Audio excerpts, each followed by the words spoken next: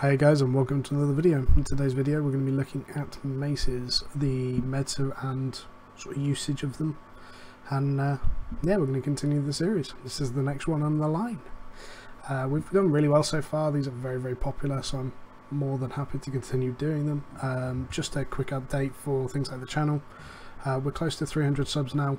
Cannot express how excited I am about that. We've also got so the streams had a couple of issues the last couple of days just because of basically my computer, my PC. I've got a bit of a workaround that I'm going to work on tomorrow. Hopefully that's going to solve some issues and allow us basically to recover it. Other than that, let's get straight into it. So I'm going to go to the tier 8 mace as we always do, just because it shows all the skills. We're going to start with the mace. So we'll go over the passives, the Q, the W, and then we'll go on to the E. So the E is obviously the only thing that changes. We'll go quickly down to here. It's 16 and 8 bars and cloth for these ones. So anyway, let's get into the passives. Stunning Strike. Every 5 normal attacks, your attack stuns the enemy for 1.23 seconds. I just don't think it's very good. I just don't. I don't think you'll be auto-attacking enough for that to be prominent enough for like maybe a half-second stun realistically once you start looking at diminishing returns and CC reductions and stuff. Just don't think it's very good. Temporary threat bonus, your threat generation is increased by 300% for 1 second. This is only good for tanking. In PvP it's trash, so if you're tanking you should have this on, otherwise just don't use it. Life leech, every normal attack you restore 12 health. I mean, it's not bad, but again, you're not gonna be, your job isn't to be auto-attacking, your job's to... I suppose if you're using mace for anything other than tanking, then either of these two aren't bad, but if you're using it for tanking, then for PvE, that, for PvP, sure, that works. I don't think it just makes a big enough difference, to be honest. Dread-laden fighting, every 4 normal attacks your crowd control effects are increased by 50% for 2 seconds. Now this is something that's worth it, because it's actually worth auto-attacking 4 times to get the benefit to then have one big massive combo. Yeah, so ultimately in PvP I would use this one if you're very good at timing it and playing around it. Let's go straight into the Qs. Deals 239 physical damage to an enemy while increasing armor and magic resist for you and allies in 4 meters around you by 22 for 5 seconds. Can affect up to 5 allies. This is good, but it's a small radius, so it's only ever going to really affect melees. But other than that, I mean, just giving yourself an extra, what, 22 armor and magic resist while doing a fair bit of damage, 9 energy cost and 3 second cooldown. It's not bad, pretty decent. Threatening Strike, literally only good for PvE. An attack that increases your generated threat by 3 seconds, for 3 seconds and deals 191 damage. Energy cost 14, 3 second cooldown. So less energy cost, same cooldown, more damage, and gives you resist. Pretty much always better in PvP. Stalling Slam. Deals 159 damage and the target can't regain energy for 2 seconds. Energy cost 6 and cooldown 3 seconds. Amazing if you're going to just sit on a healer. Like, this is ridiculous. If you then do like one big opening combo and then dive right onto a healer with this, I think you're going to cause a lot of damage and they're not going to be able to recover it very easy. Interrupt, dealing 222 damage and interrupt a spell being cast by your target. Energy cost 20, cast time 0 seconds, range 3 meters, cooldown 10 seconds. 3 meters, slightly outside melee range. Does an okay amount of damage, cooldown 10 seconds. Yeah, it's not bad. Like, if you know they're going to be running some sort of caster, then it's good, but I mean, healers you can never really interrupt anyway unless they're playing bad, and casters should always be able to bait this out, to be honest.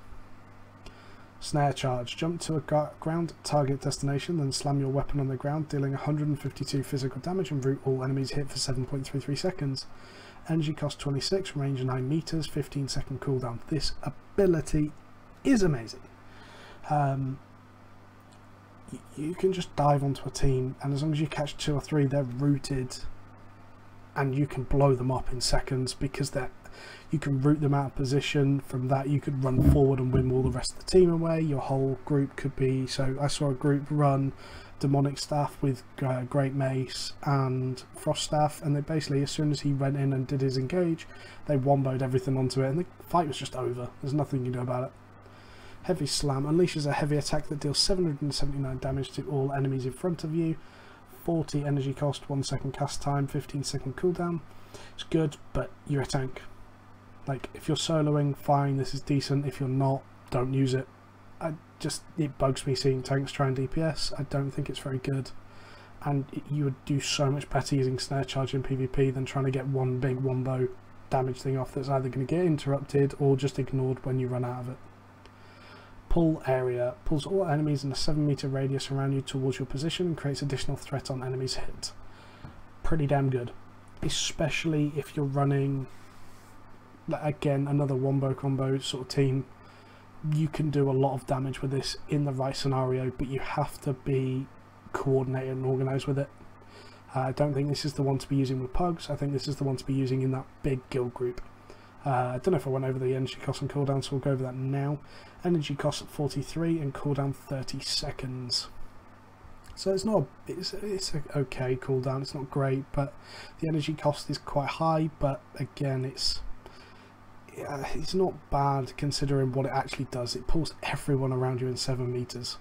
And bear in mind it's a 7-meter radius, so it's actually 14 circumference. Like, if you stand in the middle of something, it can be 7 meters either way, so you can pull a lot of people to you with this.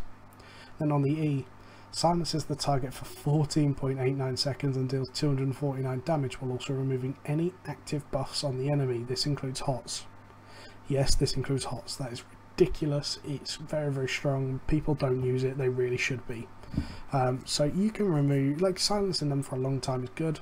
It does a very, I think it's the same duration as like the demon helmet. Doing a bit of damage, it's okay.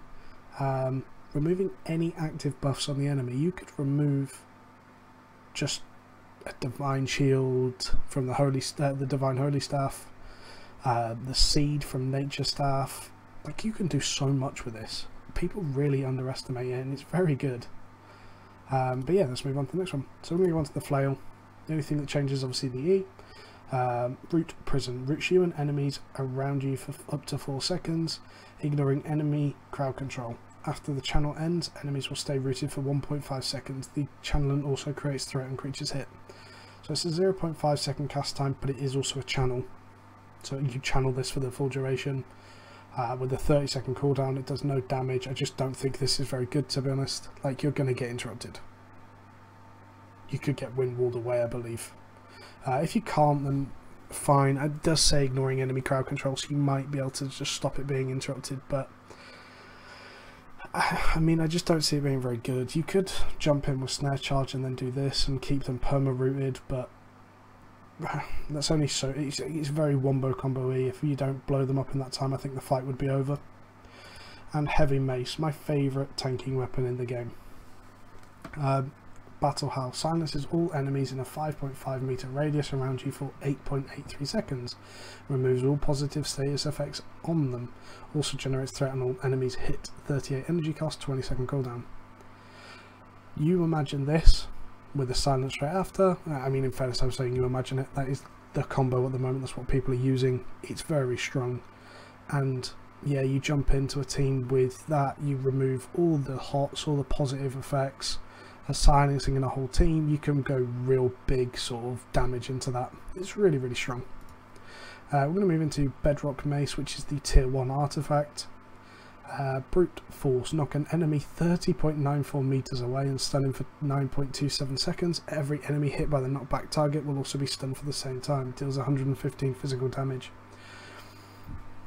Energy cost 52, range is slightly above melee, which is 3 meters, cooldown 20 seconds.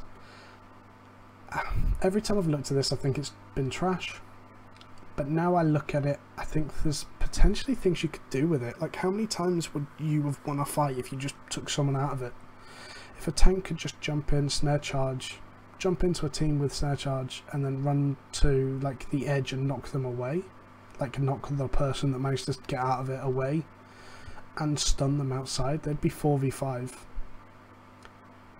And if you knock them back, so you could actually do a wombo with this. If you jumped in with snare charge and then hit the remaining person through the rest, you'd get a 9-second stun on everybody potentially. I think there's things you could do with this. I don't see people using it because they call it underrated, underpowered. I think it's just underrated. I would like to see more people using this, to be honest. Then you've got your Incubus Mace. Shrinking Curse. Unleash a heavy attack on the ground, hitting all enemies in a cone in front of you. This deals 897 damage and shrinks the enemies for 8 seconds, while shrunk the enemy's damage and heal power is reduced by 50%. So again, I actually rate this slightly higher than the Great Mace, but a lot of people don't run it just because it's a hell artifact.